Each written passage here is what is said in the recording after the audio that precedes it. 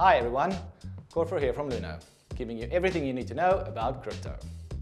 Today we'll be exploring cryptocurrency trading pairs.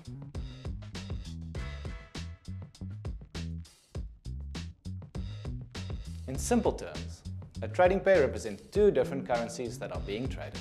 When buying and selling cryptocurrency, it is often swapped with local currency.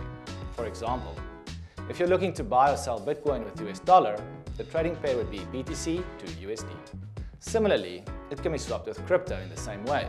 So when Bitcoin is being traded with Ethereum, the trading pair would be BTC to ETH. Bitcoin can be traded with many other altcoins, so many trading pairs exist, depending on what you want to buy or sell. In Europe, you could be finding yourself buying Bitcoin with euros. Down in the southern hemisphere where I'm from, you can buy and sell Bitcoin with the rand. Thanks for watching, guys. Got a question you want answered? Drop us a comment down below.